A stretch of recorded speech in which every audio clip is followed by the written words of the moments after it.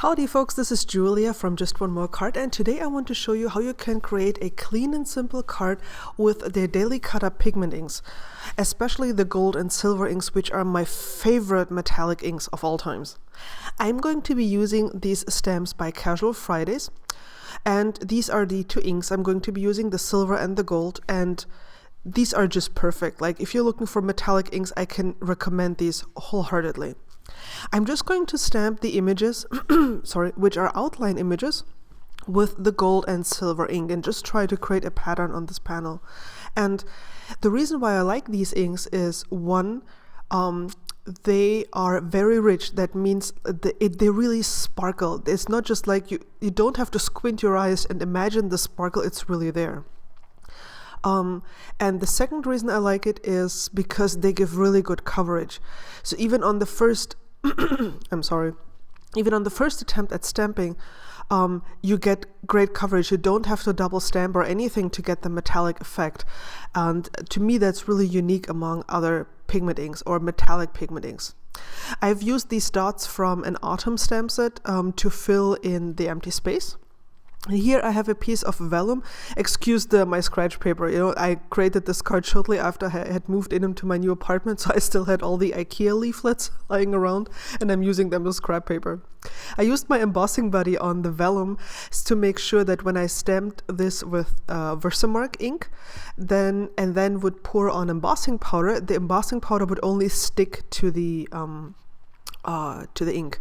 I had originally wanted to stamp this in a black pigment ink and then use clear embossing powder, but I forgot.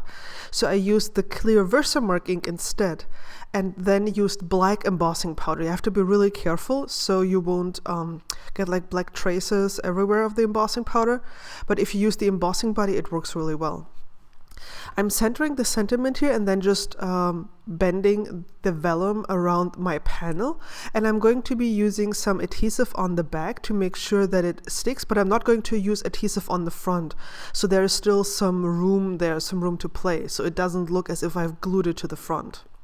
So I'm just using some adhesive here, adhering this, and then here you can see how it looks like a banner that you've wrapped around the card, which is exactly what I did.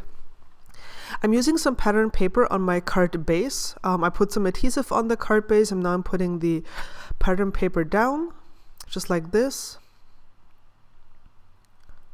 And then I'm mounting the panel on top of that card base. So you just have a little bit of the pattern peeking out.